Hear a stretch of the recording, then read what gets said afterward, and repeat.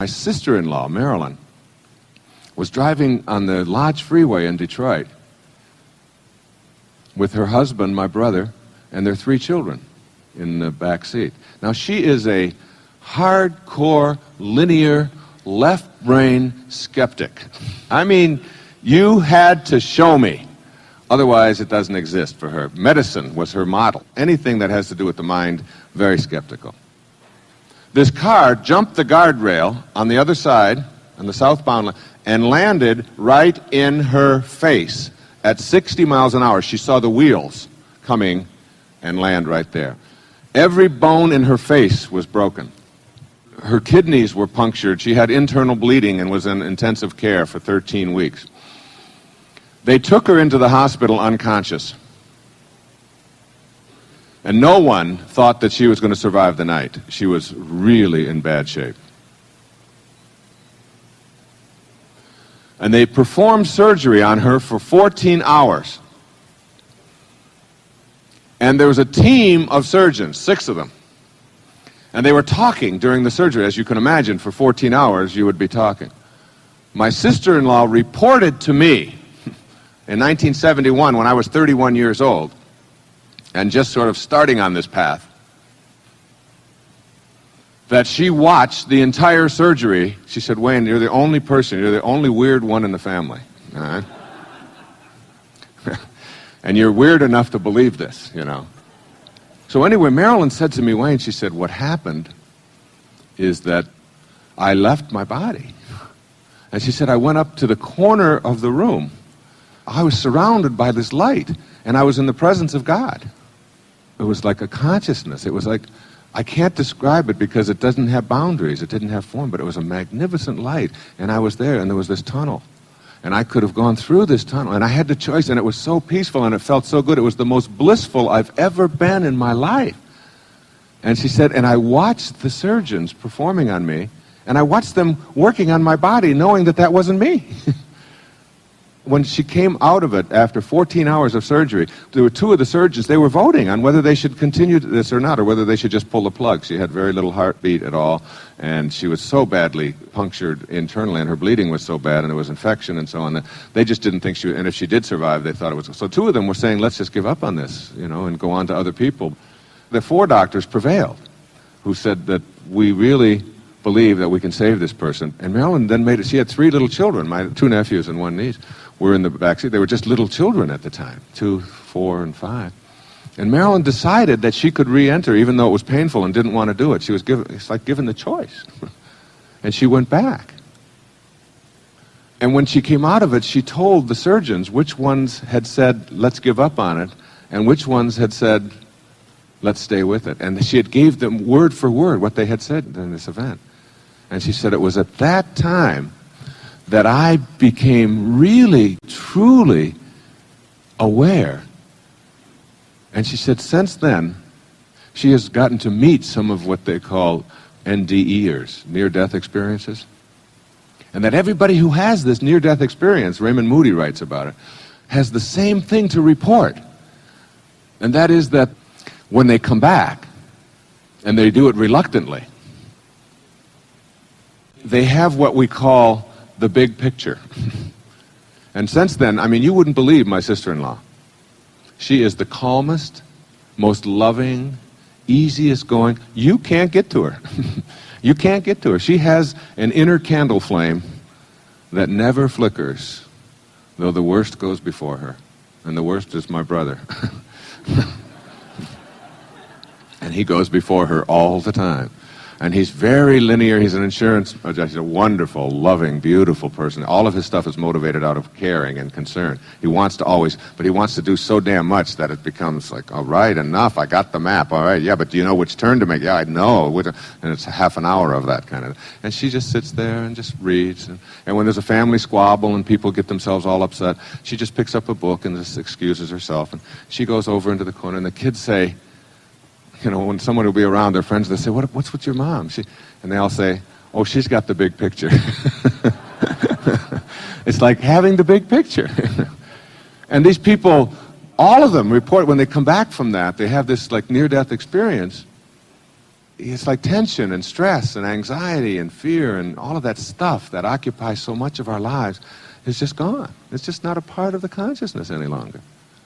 My suggestion is that we don't have to have that kind of traumatic event happen to our form to understand the universal principles and to surrender to them and to make them work every day in our life. That we don't have to go there. That we can unmuddle all of this metaphysical psychobabble, jargons kind of stuff and begin to live the spiritual life and have the understanding that we are truly spiritual beings having a human experience, and that the quality of that human experience is only available to us through our thoughts, through our mind, through our divine connection.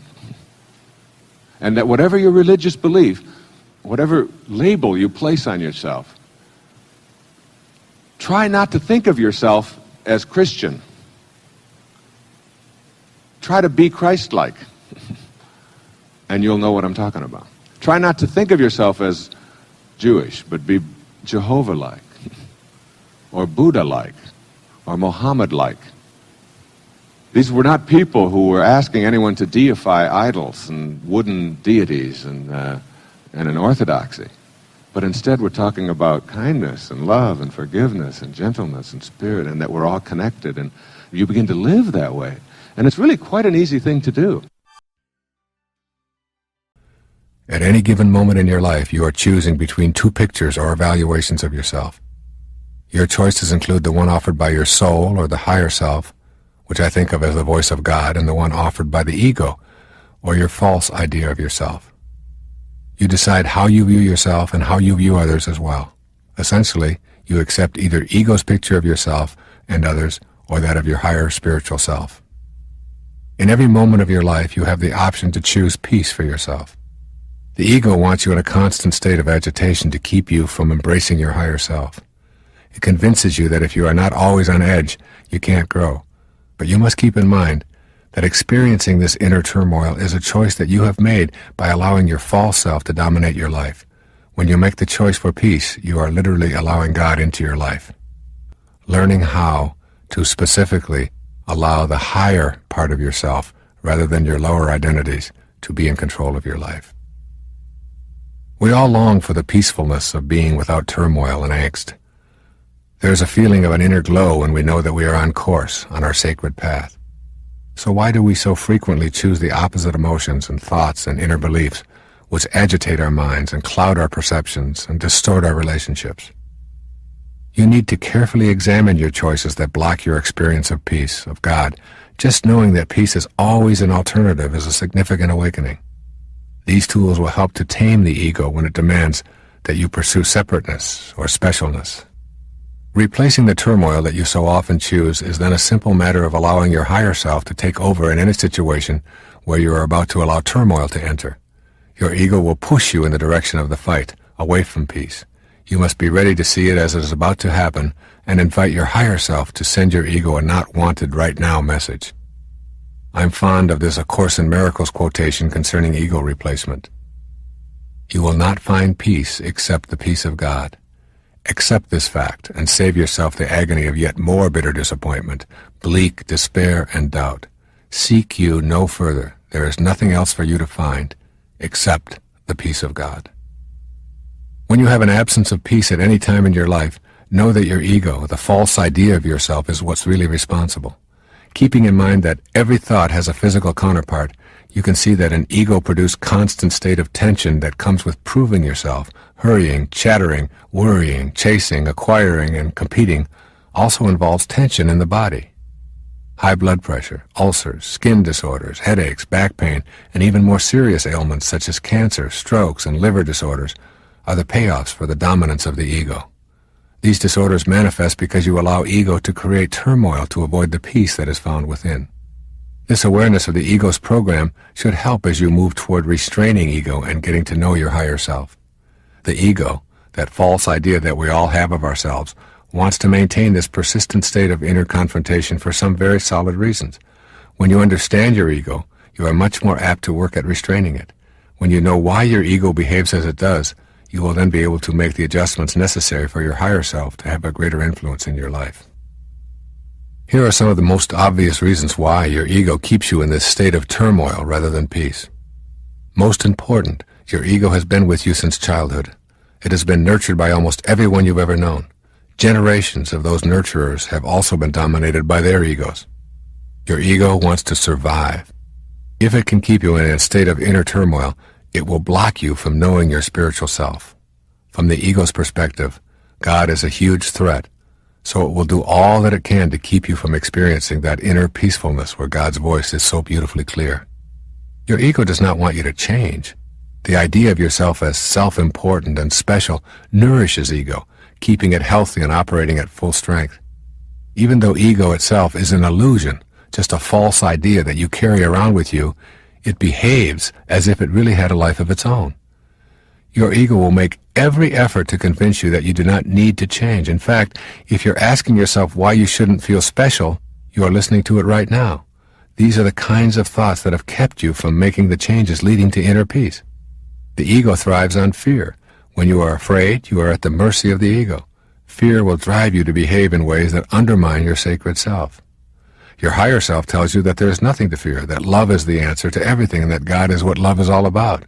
Your loving presence assures you that you do not need to feel guilty or fearful, and that if you do, it will subside when you experience inner peace. When you experience love within, you have no guilt and no fear. You know that everything you are experiencing is in order, including your woes, which are your greatest teachers, and the death of your body, which is ordained for all the world of the manifest. You know that death is a reward, not a punishment. Therefore you have nothing to fear unless you listen to your ego encouraging fear and dismissing God. Your ego wants you to be on the move, looking for more things to consume and more possessions to own.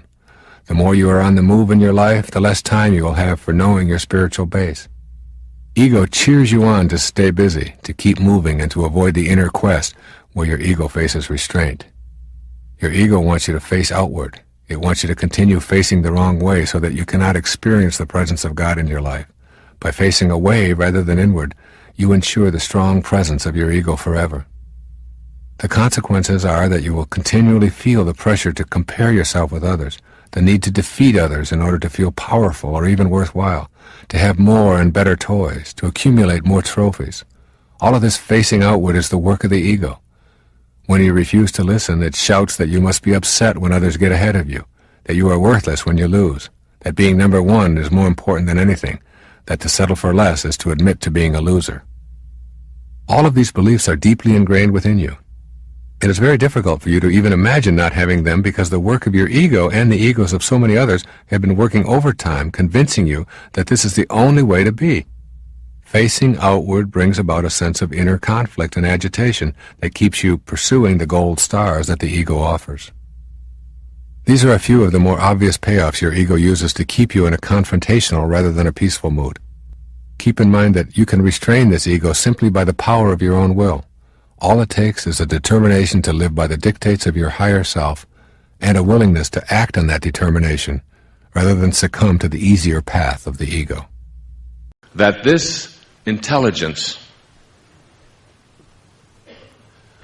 is something that we can all access and create not just what we do in our physical world every day, which is where it all comes from, but we can begin to create miracles for ourselves in our lives. Aldous Huxley, in the Perennial Philosophy, he talked about three things that all ages of man and all civilizations since the beginning of time all have had in common about what I'm talking about here this morning. All ages, all civilizations, from the ancient cavemen and their totems to the African traditions, to the New Guinea traditions, to the European and the Eastern traditions, and the Indian and the Japanese tradition. And these are people and places that have never intersected with each other in a physical way.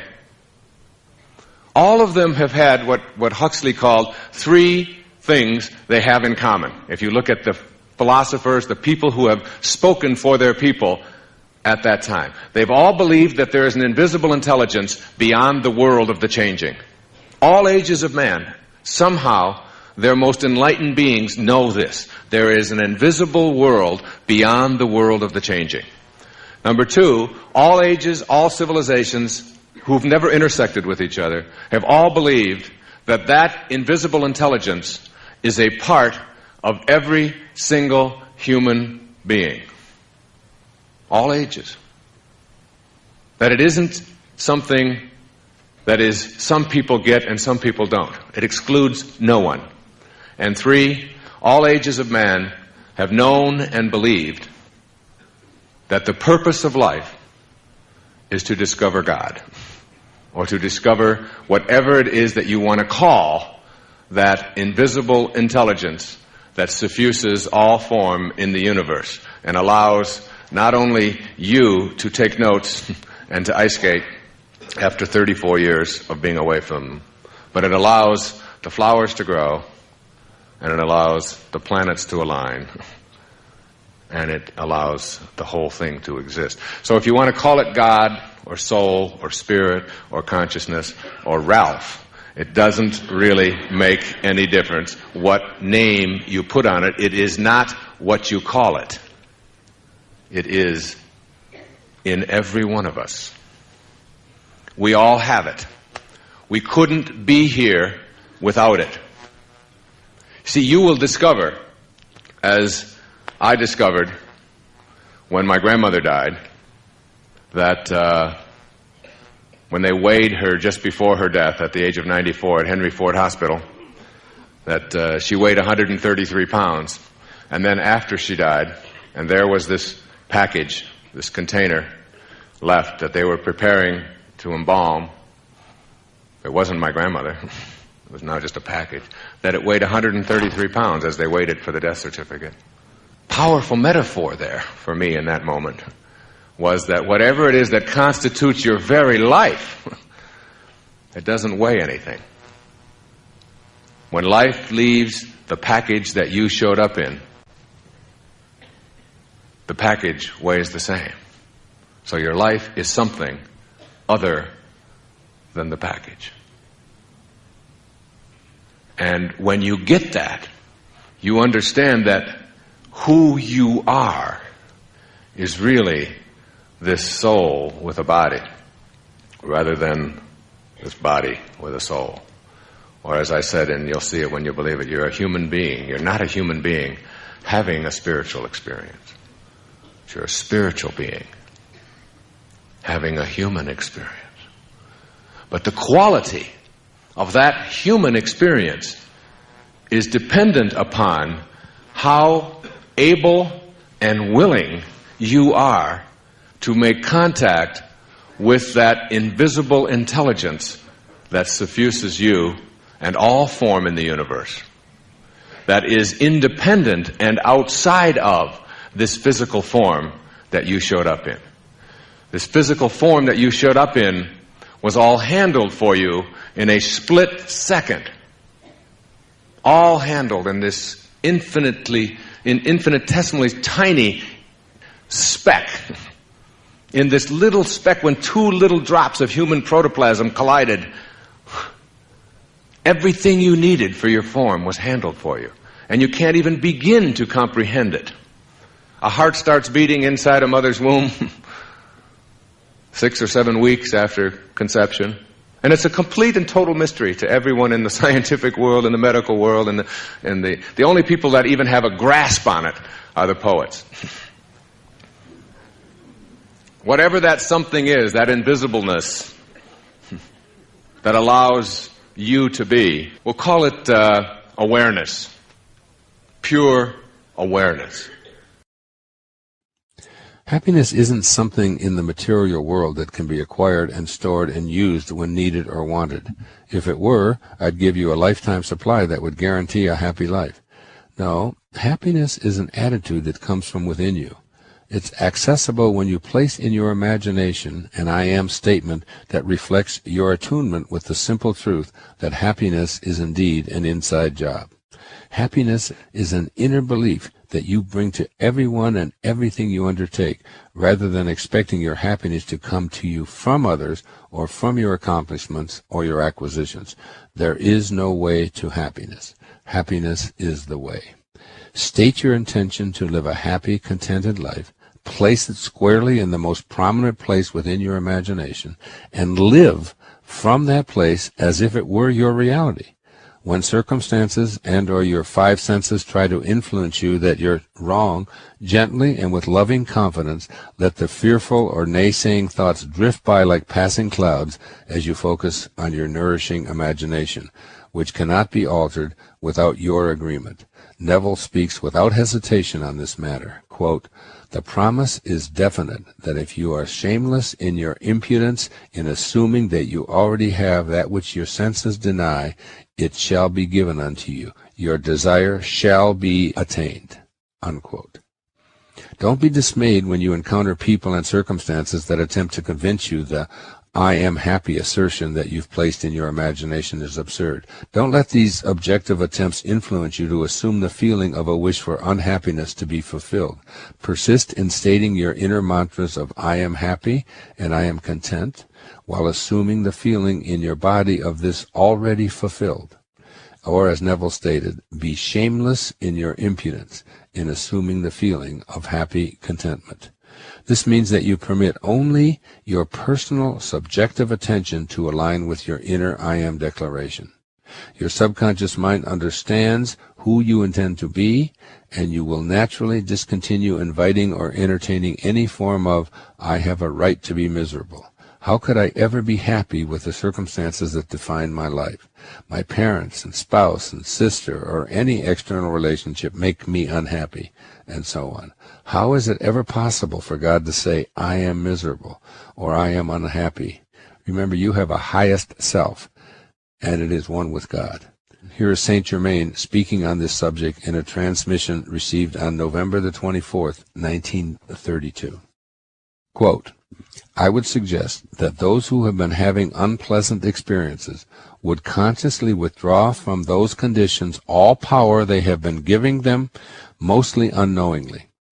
When it is necessary to discuss some condition to understand it, immediately follow by withdrawing any power that has been given it, and then know, I am the harmonious presence, ever pervading whatever the condition may be.